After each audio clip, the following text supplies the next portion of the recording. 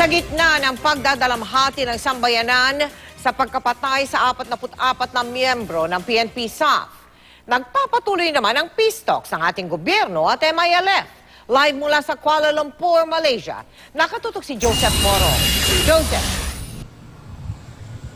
Mel, pinag-uusapan ngayon dito sa Kuala Lumpur sa Malaysia yung petsa ng ceremonial na turnover ng 75 na malalakas na armas ng MILF sa Independent Decommissioning Body. Kagabi ay pinirmahan na yung protocol o yung prosesong susundin na magkabilang panig para sa decommissioning ng buong puwersa ng MILF.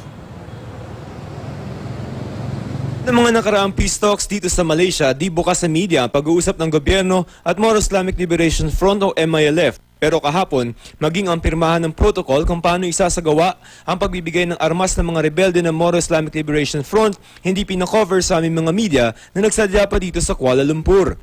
Aminado ang government panel, hindi na iwasang pag-usapan ang madugong engkwentro ng PNP SAF at pinagsamang pwersa ng MILF at BIFF sa Mamasapano, Maguindanao.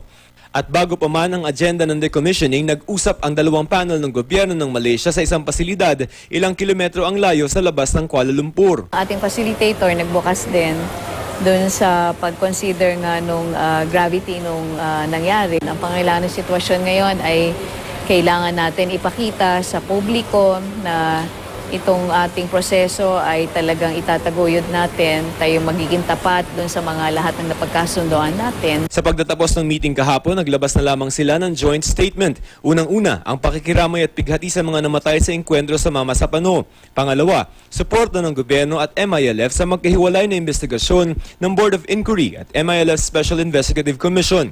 Mapapansin sa joint statement, hindi kunindanan ng gobyerno ang ginawa ng ibang rebelde ng MILF. Magiging fair tayo sa lahat dito sa investigation na to. Kung talagang ano yung lumitaw, di tingnan natin yung ano yung paano tayo magre-rectify. Dati na nakaschedule ang pulong ngayon sa Malaysia, kaugnay sa decommissioning ng armas ng mga MILF combatants sa Independent Decommissioning Body o IDB. Noong nakikipagnegosasyon ng pamahalaan at Moro Islamic Liberation Front sa Normalization Annex dito sa Kuala Lumpur noong isang taon lamang, sinabi ni MILF Chief Negotiator Mohagir Iqbal na ang decommissioning ang isa sa mga pinakasensitibo nilang gagawin dahil ang ibig sabihin nito ay bibitawan na nila ang kanilang armas at tatalikuran ng armadong pakikibaka.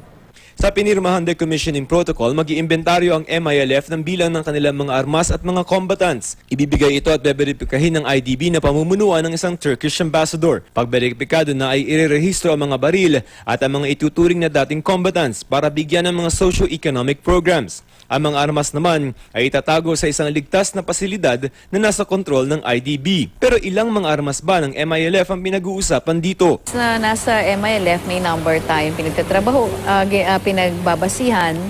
Yung small arms naman na pwedeng i-register kapag nagkaroon ng amnesty. Kung ayaw, di illegal weapon na yon and subject to confiscation. Sa unang bugso ng implementasyon ng decommissioning, 75 na high-powered firearm daw ang ibibigay bilang pagpapakita ng sinseridad ng MILF. Wala pang petsa para rito. Ang decommissioning ay bahagi ng Normalization Annex na pinirmahan ng magkabilang panig nung isang taon pa bago ang Mamasapano incident kamakailan lamang. Mel? Maraming salamat sa iyo, Joseph Moro.